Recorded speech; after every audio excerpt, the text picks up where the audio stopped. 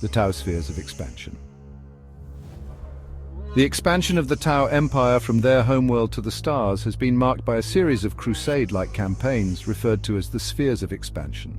These phases of exploration, conquest and settlement are monumental undertakings, each preceded by a tremendous build-up of military personnel, technological development and logistical support. With each successive sphere, the preparations grow larger, reflecting the ever-increasing challenges posed by the galaxy's myriad horrors. Spanning hundreds of years, these campaigns often extend across generations, each leaving an indelible mark on the Tau Empire. The First Sphere Expansion. The First Sphere Expansion marked the Tau's inaugural venture into space beyond their homeworld, seeking to colonize nearby star clusters. Limited by rudimentary spacefaring technology, their targets were the closest habitable planets. The Firecast quickly proved indispensable, pacifying native species to make these planets viable for settlement. Simultaneously, the Watercast laid the groundwork for diplomatic efforts, integrating alien species into the Empire and fostering a culture of coexistence. However, it was during this period that the Tau faced an uncomfortable reality. Their galaxy was neither empty nor welcoming. Their first encounter with the Orks revealed an existential threat that could not be reasoned with.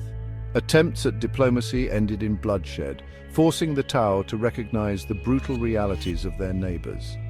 The First Sphere Expansion ultimately ended when the limits of their spacefaring technology prevented further exploration. But it was not without lessons, both valuable and harrowing. The Orks, though only a short distance from Tau Prime, remained a threat they were not yet prepared to fully confront. The Second Sphere Expansion. The Second Sphere Expansion differed greatly from the first. By necessity, its scale was much larger. Warriors and material from several newly formed Sept worlds joined forces, pooling their strength for the campaign. The breakthrough of the ZFR Horizon engine was a turning point, allowing Tau ships to travel at near light speed and finally stretch beyond their galactic horizon. Alongside this technological leap, the Tau developed their first AI. With new alien auxiliaries, exponential growth in manpower, and enhanced support systems, the Tau embarked on the Second Sphere Expansion, a campaign destined to become legend. Leading this effort was a commander of near Primarch caliber. Over a dozen septs were founded, and a slew of planets pledged their allegiance to the Empire. Commander Puretide's prowess was such that even the Orks came to dread his forces. In the later stages of the expansion, the Tau crossed the Damocles Gulf and made their first contact with the Imperium of Man. However, the Tau had much to learn. They underestimated the sheer scale and unyielding resolve of the Imperium, which refused to relinquish even a single world to alien invaders. Initially, the Watercast enjoyed some success, bringing several Imperial planets into the Empire, but the victories were fleeting. Before long, the Tau found themselves confronting an aggressive and expansionist power. Imperial retribution came almost a century later in the form of the First Damocles Gulf Crusade.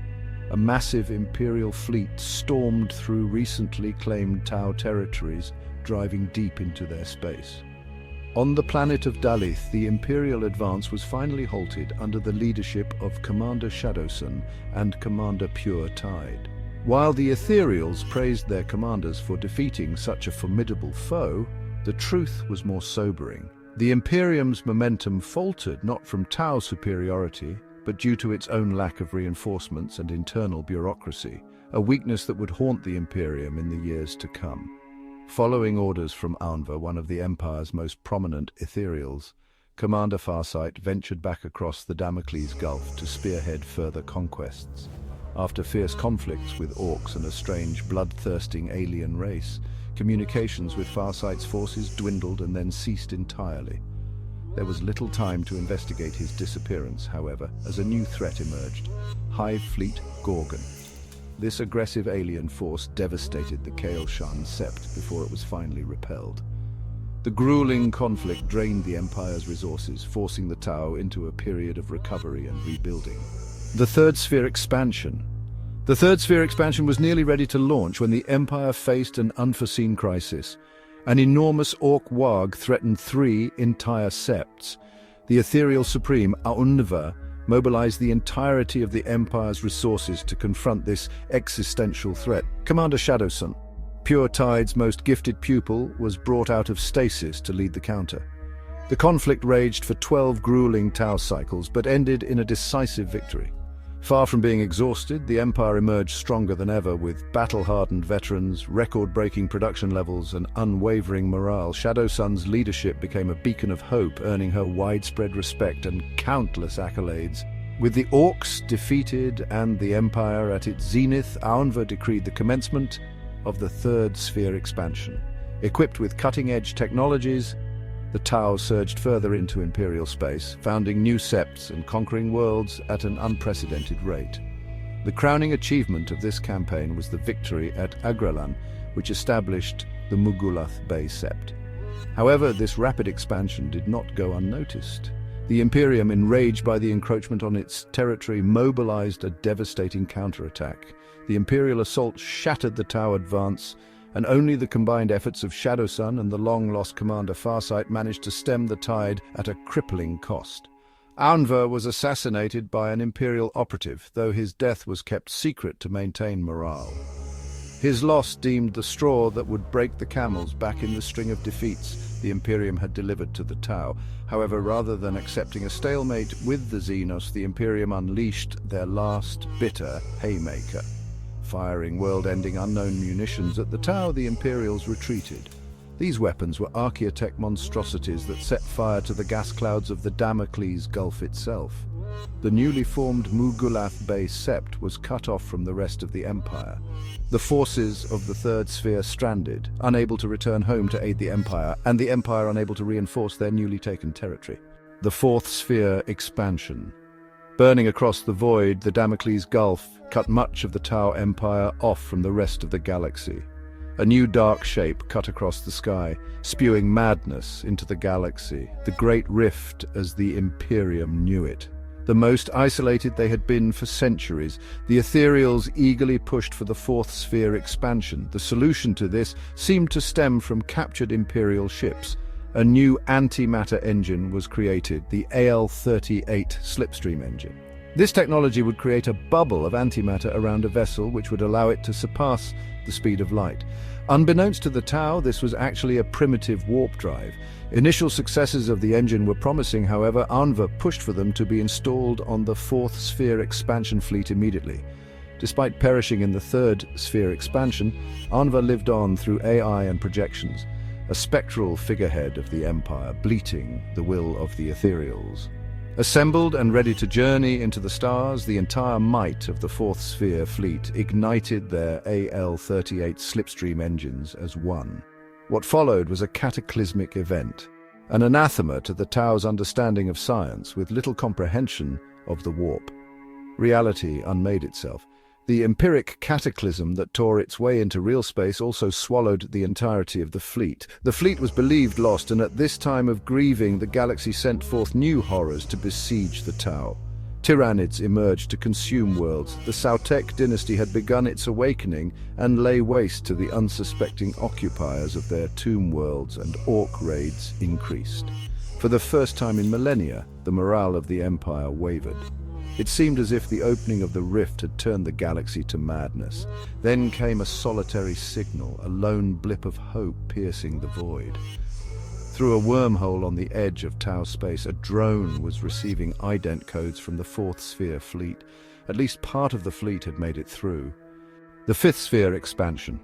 Optimism once again swept through the Empire. Forces gathered and volunteers flocked to the banner of Shadowsun, newly awakened from stasis to lead the Fifth Sphere fleet. After extensive preparations, the fleet entered the wormhole. On the other side, they were met with a grim sight.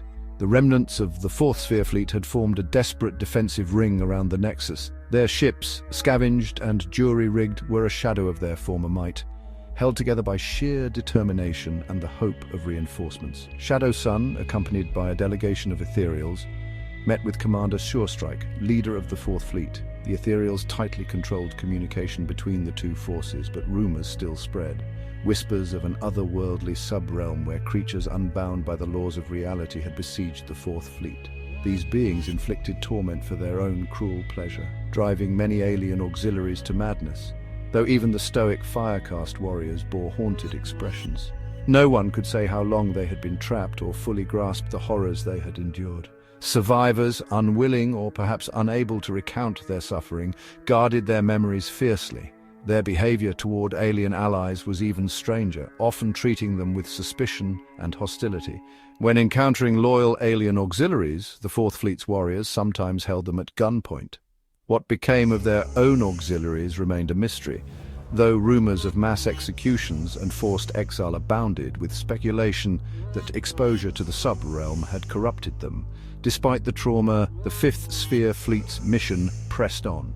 Shadowsun and Puretide combined their forces, pushing outward as investigations into the Fourth Fleet's experiences continued. New septs were founded, though the successes of the joint operation were marred by troubling reports. Shadowsun learned of massacres of alien populations, shockingly high auxiliary casualties, and allegations that these losses had been deliberately engineered. Such actions, blatantly contradicting the ideals of the greater good, cast a dark shadow over the campaign. Several commanders were relieved of duty or disciplined before resuming their posts. The fleet soon encountered Imperial worlds once again, yet this time no mass Imperial counteroffensive came. The populace of these worlds seemed to be in a state of chaos, and their defenses easily overcome. Or they offered blistering resistance, seemingly fanatical in the defense of their worlds. Truly, madness reigned on this side of the Nexus. Yet, the Fifth and Fourth Sphere fleets conquered Imperial planets quicker than ever before, expanding the Tau Empire on the far side of the Nexus. The counterattack begins.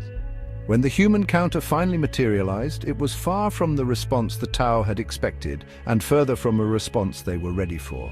From the depths of the same sub-realm that had terrorized the Fourth Sphere fleet, bloated, rusk-caked, hulking warships emerged in proximity of the Nexus. Upon emerging into real space, this new foe, identified as Death Guard, set upon the Nexus, attacking the defenses of the wormhole. Rushing all the forces she could muster, Shadowsun made a beeline for the Nexus. A bloody naval battle followed. The Death Guard could not be allowed to pass through the wormhole into the heart of the Empire. From the moment she entered the battle, Shadowsun perfectly executed Kauyon strategies to destroy sections of the Death Guard fleet. Yet the hulking void ships soaked up damage that could destroy an Imperial ship many times over. Unable to stop their inexorable advance, the defenders were beset by boarding forces. Firecast warriors were pit against space marines as bloated and resilient as their ships. As the battleground on Shadowsun realized this was a fight she may not be able to win. As a last desperate measure, she sent a prototype messenger drone back through the wormhole to warn the greater empire of the threat that may soon beset them. Despite the valiant resistance, a portion of the Death Guard fleet forced their way through the wormhole. Remarkably, the messenger drone had managed to get a warning through to the defenders. After much preparation, the Nexus was almost as heavily defended as Tau Prime. With bated breath, the defenders waited. However, nothing emerged from the wormhole, no Tau nor Death Guard. Eventually, the defenders on the far side of the Nexus accepted that no enemy was pushing through, yet the defenses remained vigilant should their enemy one day re-emerge. The battle had mauled Shadowsun's Fifth Sphere fleet. With the beleaguered ships she had remaining, she once again set out to expand the Empire. Many Imperial worlds seemed riddled with madness. As the newly named Nemya Atoll grew, more Imperial resources and alien races were drawn into the conflict. Considerable gains had been made, but the consolidation and preparation for the inevitable Imperial counterattack had only just begun. What is next for the Tau Empire? With the Damocles Gulf ablaze and the Fifth Sphere expecting a decisive Imperial response, the Tau are stretched thin. Weary of the Death Guard threat, the Tau must keep their core systems heavily defended.